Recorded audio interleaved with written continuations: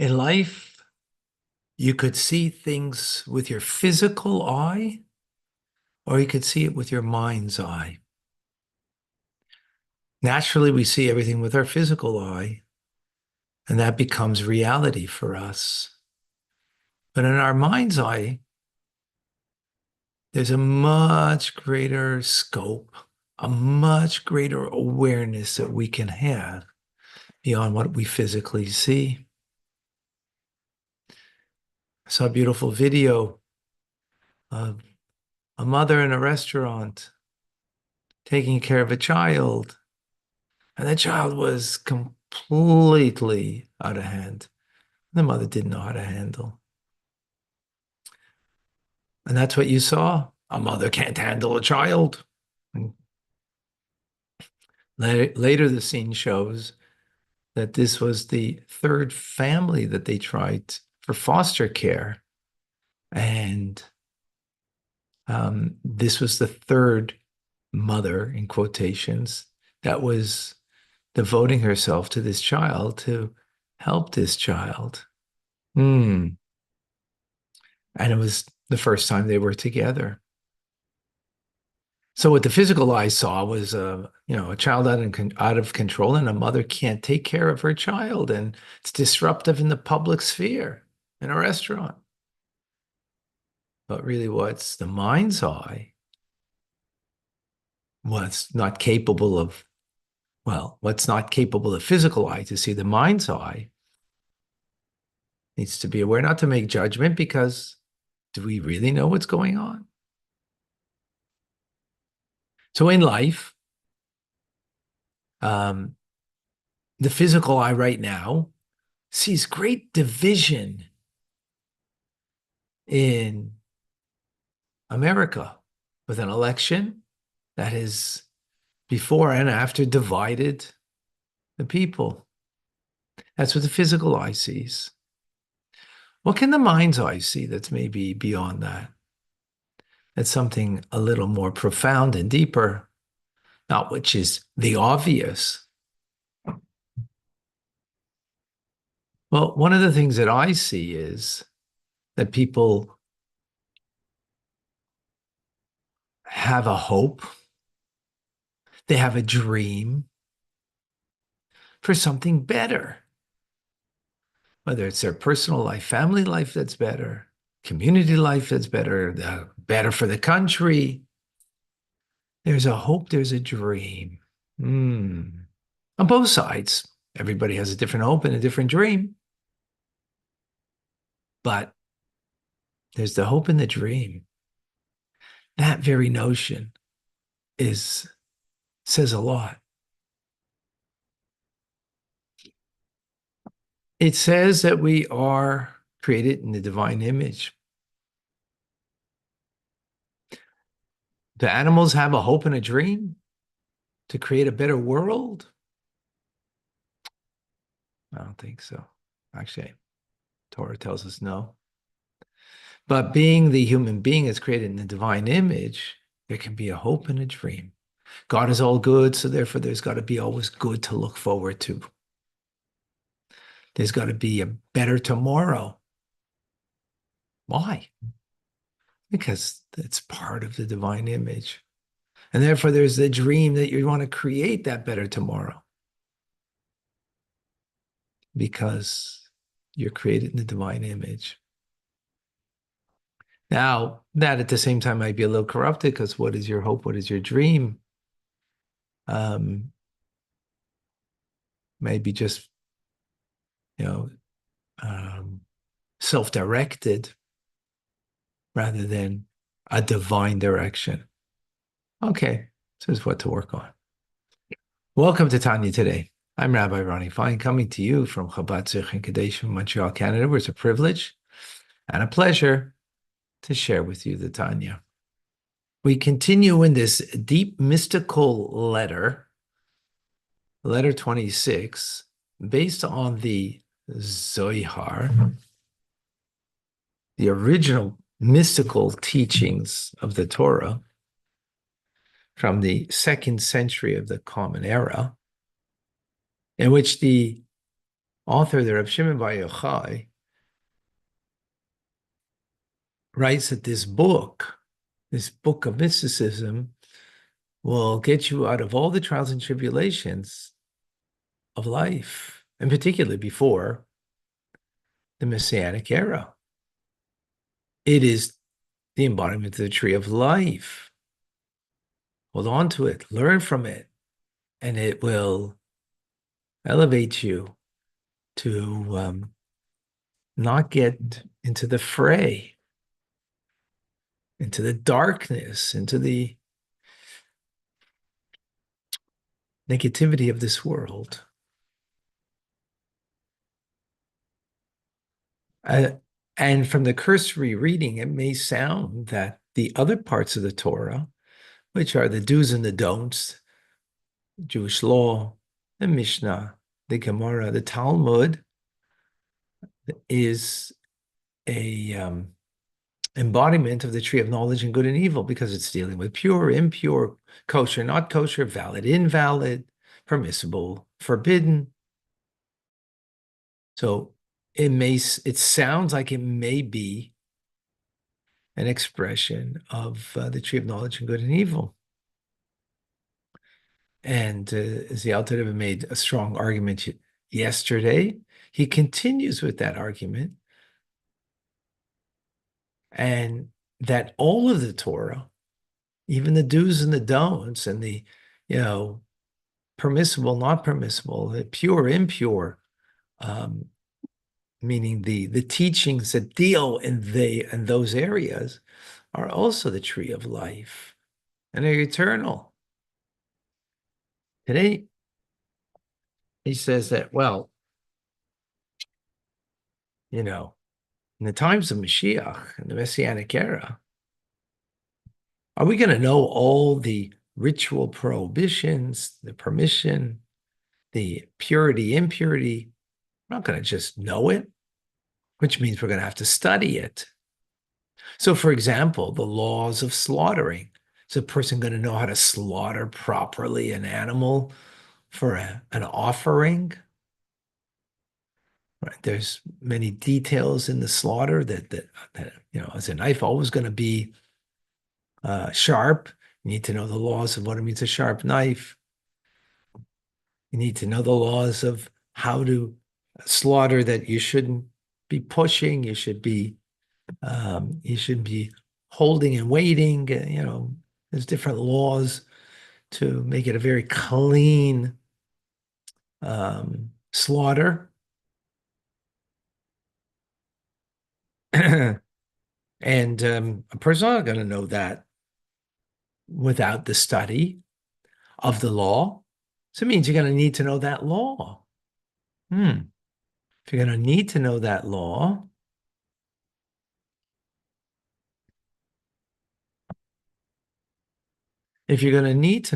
law, that means in time of Mashiach, when all of the impurities of the world will be removed, and the vitality will come from the tree of life and not from the tree of knowledge of good and evil. It's a mixture of good and bad, right? Because it won't be the negativity. So then how could we learn that element of the Torah? We won't need it. But obviously we will, because it's not possible that a person, is just going to naturally know how to fulfill the mitzvahs. Furthermore, a woman who gives birth in times of Mashiach, there are laws of purity, impurity that are necessary for a person to know. Well, another instance of where you're going to have to learn those particular laws so you can fulfill those mitzvahs appropriately. And furthermore, if you look into the Talmud, there's often the question about the laws of do's and don'ts, of purity, impurity, that are discussed. And sometimes they say that this law is a law for the times of Mashiach. So it will be a law at that time. It will be something that we will need to engage in and to know. Excuse me. Can someone let me know that the it looks like I'm not certain if there's a problem in the um, online, if it's working. Oh, everything's working. Okay. Let me, because my image is frozen. So I just make sure that on YouTube, Facebook, everything is okay.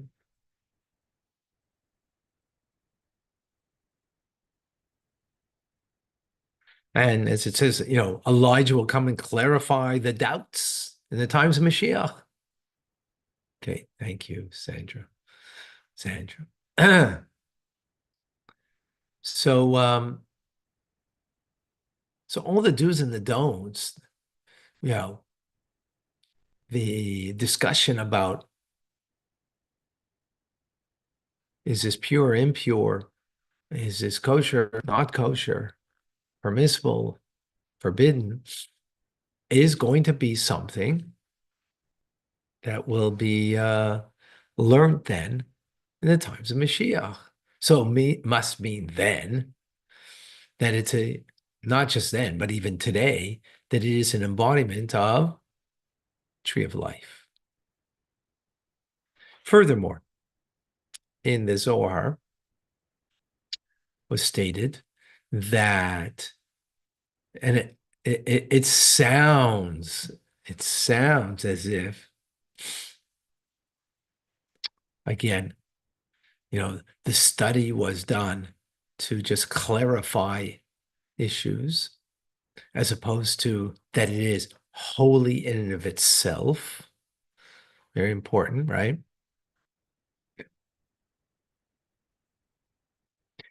That the Torah scholars back in the time of the Second Holy Temple, that they were sustained by illiterate individuals. They studied, and they were sustained by others. Um,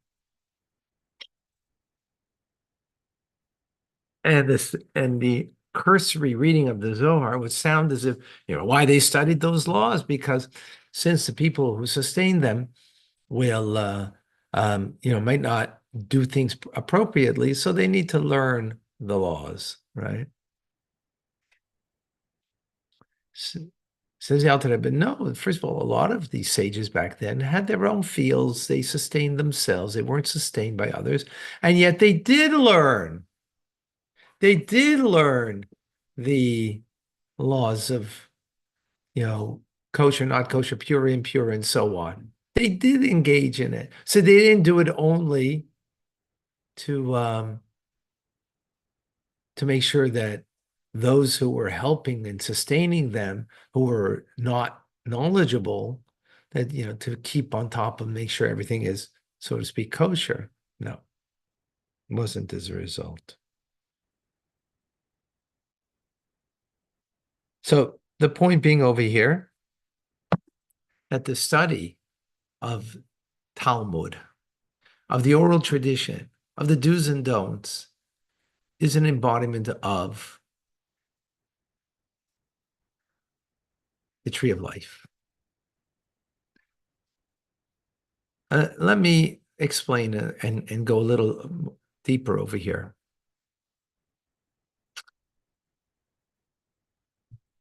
David over here is in studying engineering, biomedical engineering, right? Other people study other things in school, whether it be law, accounting, medicine itself, to be a doctor. What's the purpose of the knowledge? In order to apply the knowledge, right? That if you're going to be an engineer, you'll be able, biomedical engineer, you'll be able to sit in a lab, right? Going to be able to come up with some kind of, process, if you will, that's going to better humanity. right? A doctor, well, they need to know the knowledge. Yeah, they need to know that the hip bone is connected to the how's that song go? Huh? Femur, right? You need to know that. Why do you need to know it? So that way, if someone has got a problem with their hip bone, that you can help them. Why does a lawyer need to know the law? So that way, if someone is in either trouble with the law or someone needs help, you're going to be able to help them, right? So the notion of all mundane teachings are very simple. I learned this not because there's any inherent value in it, but for the applied knowledge, that I can apply this knowledge to, well, make a living, and hopefully even more so, is that I can do something worthwhile and important in society. Does it make sense? So therefore, what are you studying Torah for? So the applied part of Torah is the do's and the don'ts. So you know how to live a life, a Jewish life, 613 commandments, and all of the details. So you need to know all the arguments and debates back and forth, so that way you can know the application of the law and how to fulfill the law properly, right? But is there any inherent value in the learning in of itself? Is there? Well, if it was like mundane teachings, then no, there is no inherent value in and of itself. The value is that you can apply the knowledge. Be a doctor, be a lawyer, be a biomedical engineer, whatever it is. Comes God and gives us the Torah. And the mystical dimension, you can understand that the mystical dimension brings us a connection to the divine by its learning. So the teachings itself, may be an end in itself. But no, we're going a step further. The teachings of the revealed parts of the Torah, which means the do's and the don'ts and everything that's engaged there, are an end in themselves. They're an embodiment of the tree of life. So just learning, as we do in Maimonides, for example, the laws. So is it about knowing how to act as a result of the law? Now that, of course, that's, you know how to, you learn the laws and how to do the mitzvah. So now you know how to do the mitzvah properly. Absolutely. But there's a value in just learning it as an end in itself without application. What's the value? It's the tree of life. It gives life. It is life. So when you study Torah, it is life. Is there application to it? Absolutely. But that's the second point. First point is it's life itself. So this is why the Alter Rebbe is going through the argument over here, on so many different levels, that we shouldn't make a mistake that the Zohar's teachings is suggesting that only when it comes to the mystical dimension of the Torah, well, that's life. That's the tree of life. But the other dimensions of the Torah are really like, secular knowledge. It's about application. You learn it so you can apply it to your life, know how to do the mitzvah properly, right? And apply it with the value system that it's coming to teach us, which is true, but then it would be just like secular knowledge. And it's not, it's divine knowledge, which means that the study of Talmud the study of Jewish law is not merely so now I can know how to lead a Jewish life, or for someone who isn't Jewish, to lead a proper B'nai Noach of the 7 Noachide laws. No, for us to study Torah, it's God's, it's divine, it's an end in itself. It's the tree of life. It's life-giving, just in the study itself. We gotta think about that and wrap our minds around it, because it's not intuitive. Because the rest of the things that you learn are in order to apply. Even when you're just reading, maybe nothing scientific, nothing, that will be applied as far as, a livelihood, whatever knowledge, it's, it's for the application of that knowledge. And of course, Torah teachings need to be applied. You got to live it. Of course, no question about it. But that's a secondary point, or the second point. I don't know if secondary is the right word, but the second point. The first point is, it's the tree of life. Hold on to it. It's the source of life in the study itself. I hope those that, in our Tanya, we sense that, because that's a mystical dimension, and the mystical dimension, brings that out. But it's true even in the study of Maimonides. And that's the point over here. We're going to go in a moment to study Rambam, Maimonides' teachings, laws of purity, impurity, about food that is that can become impure, and all the specifications, all the details on it. And again, it's a little complicated at times. And yet,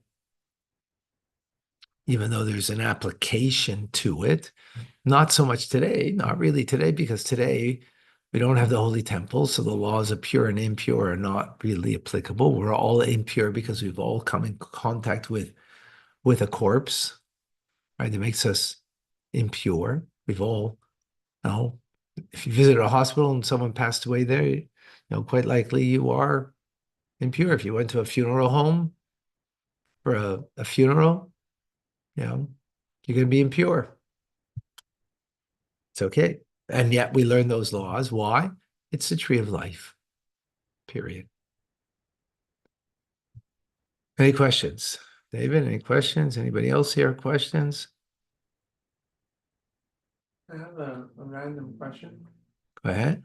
Why is it that at a cemetery you don't say Al Nitilat Yadayim when you leave, and you just wash your hands like this?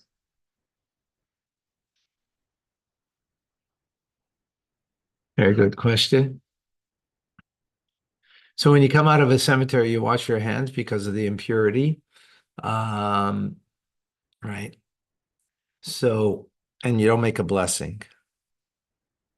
Because all you're doing is, you're not, there's no mitzvah there that you're going to do, right? No mitzvah that you're doing. All you're doing is removing the impurity that's on your hands, right? But when you wash for bread, so then you're then you're making a blessing. Why? Because you're going to do a mitzvah. You're going to make a motzi. You're going to make a bracha on the food, right? You're going to, use the food in a sanctified manner. So then you're going to do something positive, right? Of engagement with the material thing in it, right? So therefore you make a blessing. But from the cemetery, you're just removing the impurity. You're not doing something positive. A mitzvah to visit someone in a cemetery?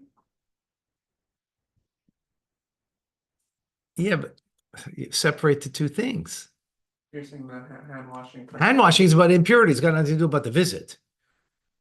It's two separate points, right? So you're not washing your hands from the visit. Yeah. You're washing your hands from the impurity. So from the visit is a mitzvah. But remember, the washing of the hands is a preparatory to something. This is not a preparatory to something, right? This is removing the impurity, right?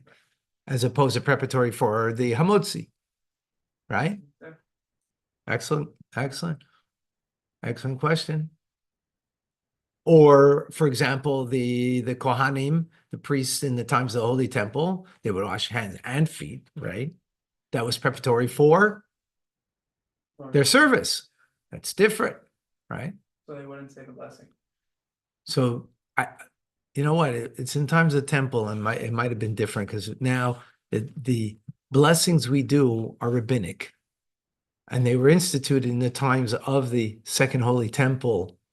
So that actually be an interesting question to note. I don't know.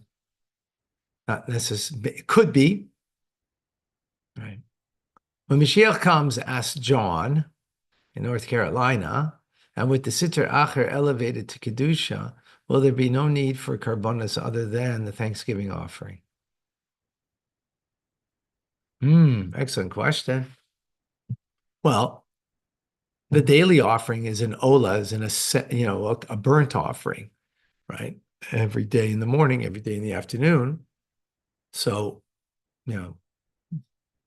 that's not a sin offering.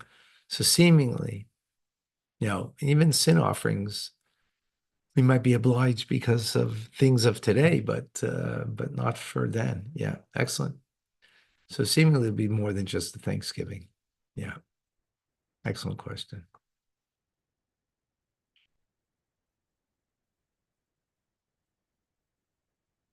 Okay. Amazing. All right. Guess what? The tree of life continues in the teachings of the Rambam. That will be next. Come and join us. I'm Rabbi Ronnie. Fine, come to you. Chabad Zech and Kadesh in Montreal, Canada. It's a privilege and a pleasure to share with you the Tanya.